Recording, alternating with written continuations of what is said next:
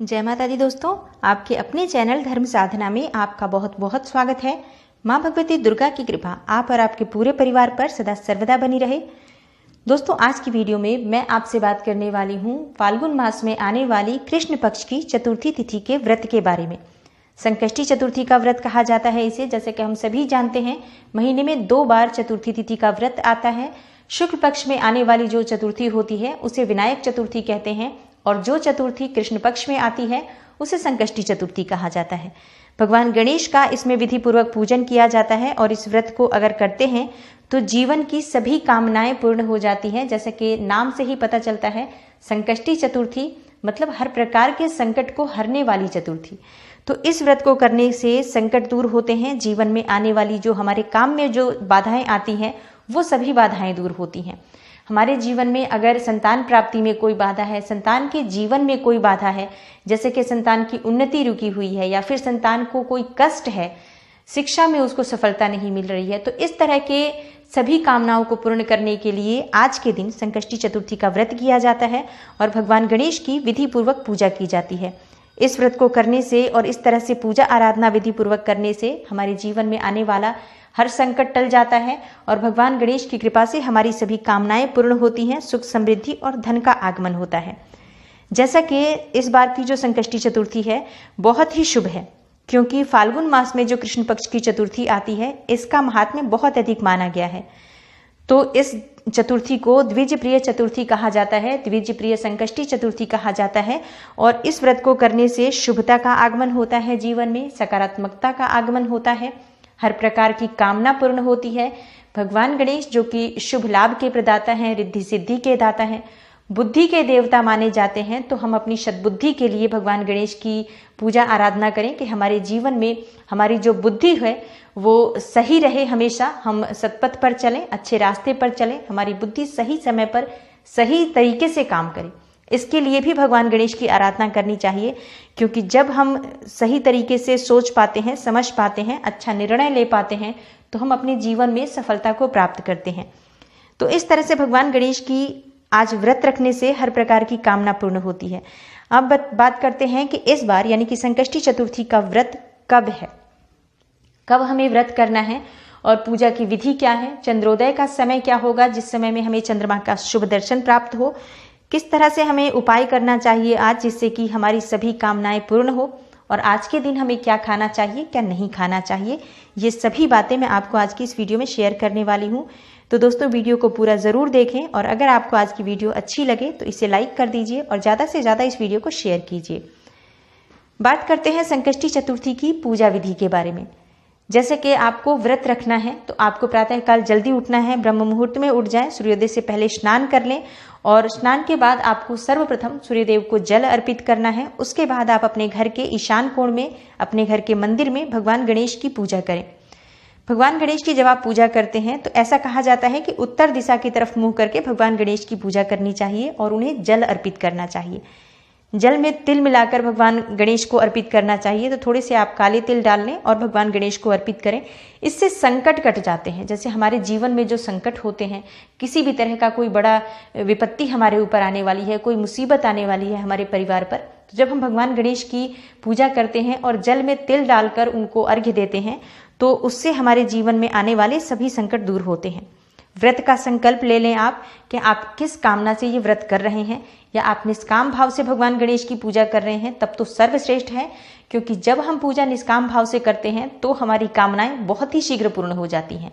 और हम जब किसी कामना से व्रत कर रहे हैं तो वो कामना के निमित्त आप संकल्प ले सकते हैं कि आप संतान प्राप्ति के लिए कर रहे हैं, धन प्राप्ति के लिए कर रहे हैं, व्यापार में वृद्धि के लिए कर रहे हैं, या शिक्षा के लिए कर रहे हैं। तो आप जिस भी कामना से ये व्रत कर रहे हैं संकल्प जरूर लें, क्योंकि संकल्प लेकर ही व्रत करना चाहिए। व्रत के आपको पूरे दिन व्रत रखना है। व्रत चाहे तो आप निर्जल रख सकते हैं, चाहे तो आप फलाहार के साथ ये व्रत रख सकते हैं। दोनों ही तरह से ये व्रत रखा जाता है, निर्जल और फलाहारी। तो जिस भी तरह से आपकी शरीर की क्षमता है, अगर आप स्वस्थ हैं तो ज़रूर निर्जल रख सकते हैं तो रखें, लेकिन अगर आप स्वस्थ नहीं हैं, अगर निर्जल नहीं रह सकते हैं तो आप फलाहार के साथ रहें।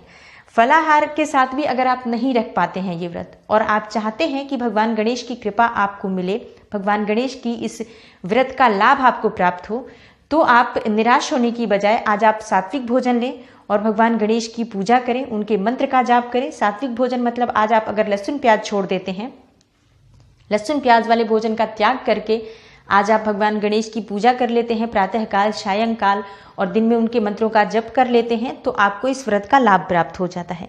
तो इस तरह से भी आप इस व्रत को रख सकते हैं। मतलब किसी भी तरह से आज का दिन बहुत श्रेष्ठ है। तो आज आप भगवान गणेश की पूजा आराधना करें, जिससे कि आपको इस व्रत का, इस दिन का, इस बहुत शुभ तिथि का लाभ प्राप्त हो। शाम के समय भी आपको भगवान गणेश की पूजा करनी होती है विधिवत। तो आप भगवान गणेश की पूजा करें, उनको दूर्वा अर्पित करें, लड्डू अर्पित करें। ऐसा कहा जाता है कि भगवान को, गणेश जी को जब दूर्वा अर्पित किया जाता है तो इससे मान सम्मान में वृद्धि होती है। तो आप 11 दूर्वा, 21 दूर्वा भगवान गणेश को अर्पित करें। लड्डुओं का भोग लगा सकते हैं, 11 लड्डू का भोग लगाएं, बहुत श्रेष्ठ होगा। और अधिक का भी लगा सकते हैं आप, जैसी आपकी अपनी श्रद्धा है। भगवान गणेश की पूजा आराधना करें, फलों का भोग लगाएं और जो भी फ्रूट्स अवेलेबल हो आप उन फ्रूट्स का भगवान गणेश के सामने अर्पित करें, भोग लगाएं उनको। शमी का पत्ता भगवान गणेश को अर्पित करना चाहिए, इसे बहुत श्रेष्ठ माना जाता है। और बेलपत्र भगवान गणेश को अर्पित करना चाहिए। आपको क्या भगवान गणेश पर नहीं चढ़ाना है, तो जैसा मैं पहले भी बता चुकी हूँ, तुलसी का पत्ता या तुलसी का प्रयोग भगवान गणेश की पूजा में नहीं होता है। इस बात का आपको ध्यान रखना है। भगवान गणेश को तिल के लड्डुओं का भोग अगर आप लगाते हैं तो आज आपके सभी संकट दूर हो जाएंगे। जैसे कि आपके जीवन में अगर किसी भी प्रकार की परेशानी है, शत्रुओं से बाधा है, या फिर व्यापार में तरक्की नहीं हो रही है, घर में परिवार में कलह क्लेश रहता है, किसी भी तरह के जीवन में आपकी बाधाएं आ रही हैं, बनते बनते आपके काम बिगड़ रहे हैं, तो शमी का पत्ता और जरूर अर्पित करना चाहिए और तिल के लड्डू का भोग लगाना चाहिए भगवान गणेश को, उनकी आरती करनी चाहिए। दोस्तों, आज के दिन चंद्रमा की पूजा का विशेष महत्व होता है, क्योंकि चांद को अर्घ्य देकर ही ऐसा माना जाता है कि व्रत खोलना चाहिए। तो शाम के समय चंद्रमा को अर्घ्य दें, उसके बाद आपको व्रत खोलना होता है। तो व्रत में आप शाम के समय तिल के लड्डू ले सकते हैं या फिर तिल खाकर अपना व्रत खोल सकते हैं। आज के दिन नमक नहीं खाना चाहिए, इस बात को आपको इस बात का ध्यान रखना चाहिए। इस दिन आपको जमीन के अंदर जो फल होते हैं, जैसे कि कंद मूल वगैरह होते हैं, वो चीज़ें नहीं खानी चाहिए, जैसे कि मूली, प्याज, गाजर और चुकंदर। ऐसी चीज़ें आज के दिन भोजन में या फिर फल में ग्रहण नहीं करनी चाहिए। नमक बिल्कुल भी नहीं खाना है आपको, चाहे सेंधा नमक ही क्यों ना हो, आपको नहीं लेना है। आज मीठा ही भोजन किया जाता है। चाहे तो शाम को फल खाते हैं कुछ लोग एक समय मीठा अन्न भी खाते हैं। आपने जिस तरह से इस व्रत को शुरू किया है पहले से, वैसे ही आपको ये व्रत करना है। अब बात करते हैं कि चतुर्थी तिथि कब प्रारंभ हो रही है, कब समाप्त हो रही है। दोस्तों, चतुर्थी तिथि का प्रारंभ हो रहा है 2 मार्च मंगलवार को प्रातःकाल 5:46 पर और समाप्त हो रही है ये तिथि 3 मार्च की देर रात 2:59 पर। चंद्रोदय का समय है रात को 9:41 पर। तो व्रत हमें रखना है 2 मार्च को, यानी कि मंगलवार को। तो जब भी मंगलवार के दिन चतुर्थी आती है, इसका विशेष महत्व होता है। ऐसा माना जाता है कि मंगलवार को आने वाली संकष्टी चतुर्थी से सभी प्रकार के दुखों का नाश हो जाता है, सभी प्रकार के कष्टों का नाश हो जाता है। अगर मंगलवार को जो चतुर्थी आती है उसे अंगारकी चतुर्थी कहते हैं। और ऐसा कहा जाता है, शास्त्रों में ऐसा वर्णन है कि अंगारकी चतुर्थी का व्रत करने से पूरे साल जो हम चतुर्थी तिथि का व्रत करते हैं उतना लाभ प्राप्त हो जाता है। तो अगर आप बाकी चतुर्थी नहीं भी करते हैं तो आज आप भगवान गणेश की पूजा करें और व्रत कर लें, बहुत अच्छा रहेगा। व्रत नहीं कर पाते हैं तो आप सिर्फ पूजा भी कर लें, जैसा कि मैंने बताया, सात्विक रहें और पूजा कर लें, तो भी आपको आज के व्रत का पूर्ण लाभ प्राप्त होगा। आज जो भगवान गणेश की पूजा आप करते हैं बहुत ही विधि विधान से करें, सच्चे मन और श्रद्धा भाव से करें। सभी प्रकार के संकटों को हरने वाली होती है संकष्टी चतुर्थी। तो भगवान गणेश से प्रार्थना करें कि आपके जीवन में आने वाला हर संकट दूर हो, आपके परिवार में शुभता का आगमन हो, सकारात्मकता की वृद्धि हो आपके जीवन में, और धन समृद्धि सुख की प्राप्ति हो। जिस भी कामना से आप ये व्रत कर रहे हैं वो कामना आपकी पूर्ण हो, इसके लिए भगवान गणेश की विधिवत पूजा करें, आराधना करें, उनसे प्रार्थना करें। निश्चित ही आपकी कामना पूर्ण होती है। गणेश जी की कृपा से सभी भक्तों की कामनाएं पूर्ण हो जाती हैं। तो उम्मीद करती हूँ आज की जो ये वीडियो है आपके लिए ज़रूर उपयोगी सिद्ध होगी। वीडियो आपको अच्छी लगी हो, थोड़ी सी भी आपके लिए हेल्पफुल हो, तो लाइक कर दीजिए वीडियो को और ज़्यादा से ज़्यादा इस वीडियो को शेयर कीजिए, जिससे कि दूसरे लोगों तक भी इस वीडियो का लाभ पहुँचे। अगर आप इस चैनल पर पहली बार आए हैं और वीडियो आपको अच्छी लगती है तो चैनल को सब्सक्राइब ज़रूर कर लीजिए, बेल बटन को प्रेस कर लीजिए। इससे ये होगा कि हर वीडियो की नोटिफिकेशन आपको सबसे पहले मिलेगी। मैं मिलती हूँ आपसे अगली वीडियो में, तब तक के लिए नमस्कार।